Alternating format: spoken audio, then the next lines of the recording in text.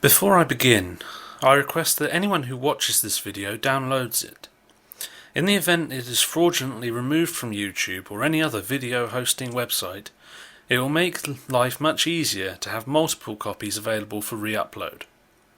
If you are unsure, details on how to download videos are in the description. The following was sent by international recorded delivery to Mr Peter Goodgold, President of Waterworks4u. The letter was penned with the valued and sage assistance of Robert Dougans, a solicitor who amongst his prestigious awards, publications and representative experience once worked on and won a case for the very kind gentleman who recommended him, one Mr Singh MBE.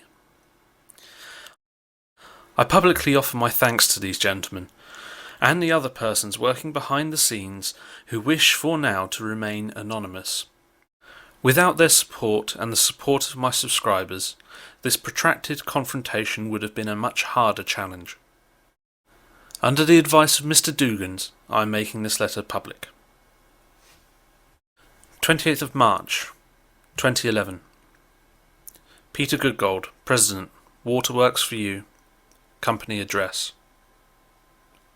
Dear Mr Goodgold, as you are aware, on the 13th of November 2010, I published a video on the well-known internet site youtube.com entitled Water Everywhere, but none of these drips can think. This shall be referred to as the video. The video dealt with so-called water wackos. One of the featured water wackos was the machine to produce ionized water, to be known as the machine, which is promoted by your company via the website waterworks4u.com. The purpose of the video is to set out what is clear to anyone with a proper understanding of science, namely that whilst the claims made for the machine are scientifically implausible, if the machine actually did perform as planned, it would be dangerous, not least in that it would be producing bleach for people to drink. Your response to the video has been twofold. 1. On the 30th of January 2011, your company sent me a notice accusing me of breach of copyright and making slanderous remarks about yourself. 2. On the 1st of February 2011, your company, presumably with your full consent, filed a Digital Millennium Copyright Act notice, to be known as the notice, with YouTube. I shall deal with each of these in turn. Defamation. Under English law, any liability that might attract for publication of the video would be liable, not slander. Nevertheless, having spoken with a leading lawyer in this area, I have been advised what I, in any event, believe to be the case, namely that the video would be protected from an action for libel brought by you by the defences of justification, truth, and honest opinion, formerly known as fair comment. I do not propose to set out these defences in detail at this stage, but I am certain that the video, as it refers to you and or your company, set out information which is either factually correct, or my honest and reasonable opinion upon facts which I was aware at the time, and which are a matter of public interest. Since you have made the threats, a number of eminent scientists, including Professor Ray Tallis, Professor Edzard Ernst, and Professor David Colquhoun, have looked at the video and are clear that the video is either factually correct or a reasonably held opinion, which they all share, based on verifiable faults. In the event that this matter is taken further, they would be willing to give evidence on my behalf at trial. In the circumstances, it is clear that any such claim you would bring for defamation would be utterly without foundation. Should you bring any such claim, I would seek to strike it out as an abuse of the process of the court, and would seek to recover costs from you. Copyright. A valid takedown notice under the Digital Millennium Copyright Act requires the copyright owner, or its agent, to state that they have a good faith belief that the use of the material complained of is not authorized by the copyright owner, its agent, or the law. Given that your business is clearly involved in the exploitation of intellectual property, it is doubtless the case that you are aware of this procedure, and in any event it is a standard maxim in common law jurisdictions that ignorance of the law is no defence. The notice is an abuse of process for two reasons. 1. Your business is not set out any way in which I have infringed your copyright, as opposed to, for example, design right in the video. And 2. It is clear that any use of copyrighted material in the context of the video amounts to fair use. As you are doubtless aware, fair use at common law has also been incorporated into the Copyright Act of 1976, 17 U.S.C. paragraph 107.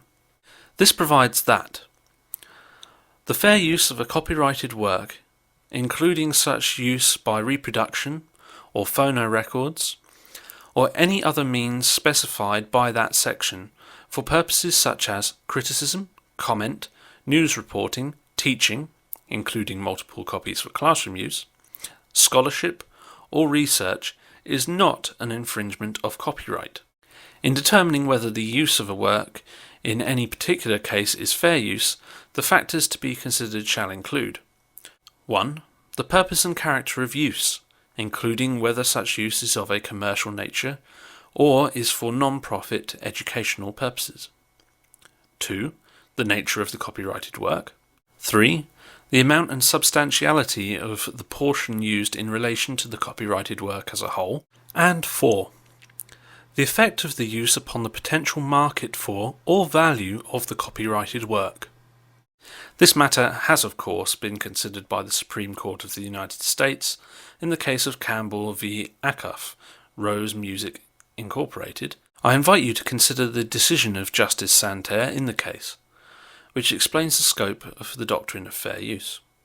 In the case of the video, it is clear that any of your company's intellectual property is featured only for the purpose of criticism, comment, reporting, teaching, and publicising research, and is clearly intended for non-profit educational purposes.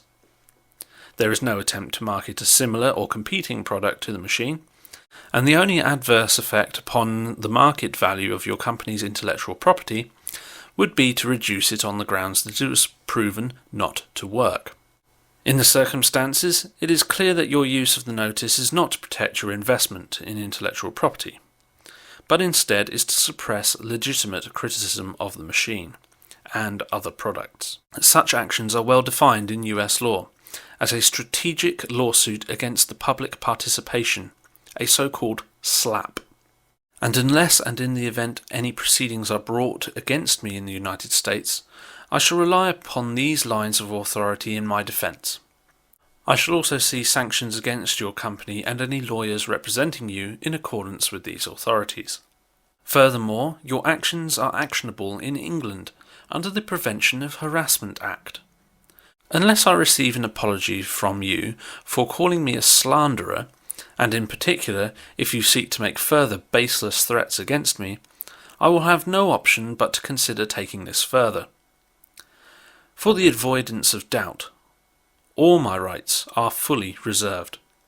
Sincerely yours, AnswersInbooks. This letter awaits a response. In the meantime, I would like to direct you to my in-depth remarks on the industry of ionized water, made available on the following websites. There are suggested ways that you can get involved, as well as a good portion of the information I have gathered to date. The written content that I have produced is freely available for anyone who wants to use it or its contents on their websites. That said, links back to the source would be appreciated. The following persons need recognition in their support of freedom of expression, skepticism and science. Louis A. Beach of the Rational Skeptic and ScienceOfReason.org, Alexander Daly of Flying Evolutionist 59 and ScienceOfReason.org, Angry Womble, Sound of Silence, C.S. Bear, and the other members of skepticTV. The following are persons or websites who either have or did have additional rebuttals to the water ionizer industry, including Waterworks4u. Lapkind77, Supersoylent 2, Fixed Gear 808, and scienceofreason.org. As for me, I have made my position clear on this issue by now. I have handed over details of these issues to others who will be chiefly taking over proceedings in the public arena, as and when the time is right. I will continue to take the sage advice of the experts who have helped me so far regarding my future options. In the meantime, I will be getting back to making the videos I want to make, rather than those I had to.